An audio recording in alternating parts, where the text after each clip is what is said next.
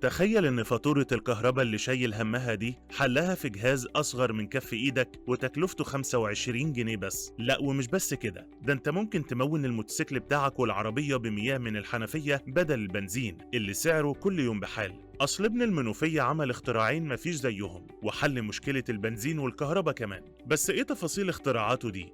وإزاي هتحل مشكلة البنزين والكهرباء؟ كل دي تفاصيل هتعرفها معانا في الفيديو ده. الحل اللي ممكن يريحك من فواتير الكهرباء والبنزين انت عارف انه بقى موجود خلاص. لا وايه ده مش جاي من شركة كبيرة ولا مصنع عالمي، لا ده جاي من شاب بسيط في قرية صغيرة. القصة بدأت مع أحمد الغراب، شاب منوفي عادي جدا كان كل يوم بيسمع شكاوى الناس من فواتير الكهرباء اللي بقت تقيلة على أي بيت. ومن هنا جاله السؤال اللي بيجي في دماغ ناس كتير بس قليل اللي بيحاول يجاوب عليه، هو مفيش حل؟ السؤال ده ما سابوش في حاله وقرر يجرب بنفسه 6 شهور كاملة من التجارب والفشل والمحاولات اللي مش بتخلص لحد ما وصل لحاجة محدش كان متوقعها. مولد كهرباء صغير جدا قد كف الإيد وتكلفته 25 جنيه بس. 25 جنيه بس. المفاجأة مش في السعر، المفاجأة في اللي بيعمله. المولد ده يقدر ينور شقة كاملة ويشغل أجهزة أساسية زي الخلاط، يعني مش لعبة ولا تجربة، ده حل فعلي ينقذك وقت الطوارئ حسب موقع القاهرة 24. والأغرب كمان إنه ذات الشحن،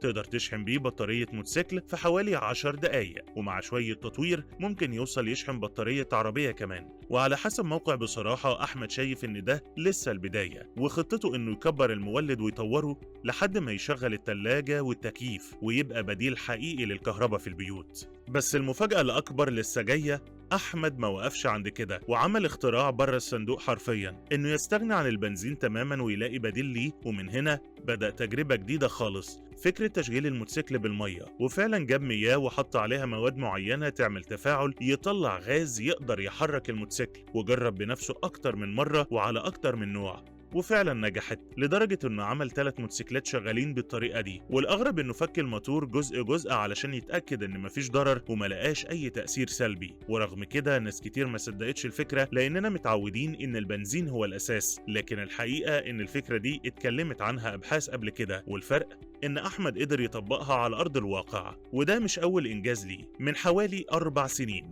كان قدر يحول موتوسيكلات من بنزين لغاز، وساعتها أكتر من 13,000 شخص طبقوا فكرته. يعني الراجل مش بيجرب وخلاص، ده بيحل مشاكل بجد، وده حسب موقع بصراحة. دلوقتي أحمد مقدم على براءة اختراع وبيحاول يلاقي دعم من شركات أو جهات عشان يحول أفكاره لمنتجات حقيقية تخدم الناس بدل ما تفضل مجرد فيديوهات. وهو شايف إن اللي بيعمله مش اختراع فردي، دي بداية حل الأزمة كبيرة زي غلاء الطاقة والبنزين، وحلمه إن مصر يبقى عندها بدائل محلية رخيصة ونضيفة تخدم ملايين الناس. بس السؤال بقى، هل الأفكار دي هتلاقي الدعم وتتحول لمشروع حقيقي ولا هتفضل مجرد محاولات فردية؟